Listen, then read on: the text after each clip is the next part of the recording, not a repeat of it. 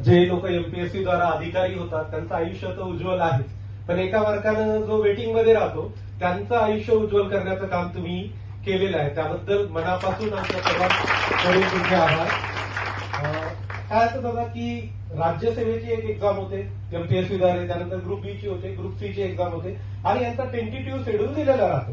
म्हणजे वर्षाच्या सुरुवातीला जेव्हा एमपीएससीचं कॅलेंडर येतं तेव्हा त्यांची ऍड कधी येणार, पूर्वपरीक्षा कधी होणार, मुख्य परीक्षा कधी होणार, त्यांचे रिझल्ट कधी येणार हे आपल्याला कळवलं जातं. पण या व्यतिरिक्त एमपीएससीच्या कॅलेंडरमध्ये काही एक्झामचा उल्लेख होत नाही. जसा की मी एक एक्झाम्पल तुम्हाला देतो की आयटीआय प्रिन्सिपल नावाची एक्झाम आहे जी 2023 ला याची ऍडव्हर्टाइजमेंट आली आणि तब्बल 26 महिन्यानंतर याची लेखी झाली. जे ऍडव्हर्टाइजमेंट आहे डिसेंबर 2023 ची आणि याची एक्झाम जी झाली लेखी जी झाली फेब्रुवारी 2026 ला, म्हणजे तब्बल 26 महिन्यानंतर याची लेखी झाली.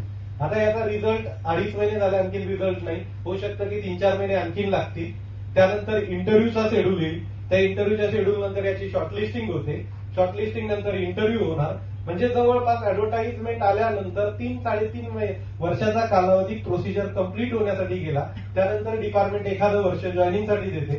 त्या ऍडव्हर्टाइजमेंट पासून हा कालावधी 4 ते 4.5 वर्षाचा बनतो. आणि अशा काम आहे असिस्टंट प्रोफेसर याच्या अगोदर आलेली होती इंजिनिअरिंग कॉलेजची आणि अवस्था अशी आहे की एका आयटीआयच्या प्रिन्सिपलकडे सध्या गव्हर्नमेंट कॉलेजेसच्या 4 कॉलेजचा इन्चार्ज आहे आणि त्याचसोबत असिस्टंट प्रोफेसर त्याच्या अगोदर आली, त्याच्यातल्या काही एक्झाम आणखीन झालेल्या नाही. म्हणजे 3-3, 4-4 वर्ष जे एमपीएससीच्या कॅलेंडरमध्ये ज्या एक्झामचा उल्लेख नसतो त्या एक्झामची तुम्ही गॅरंटी देऊ शकत नाही की त्याची प्रोसिजर 4 वर्षात कम्प्लीट होईल की 5 वर्षात कम्प्लीट होईल.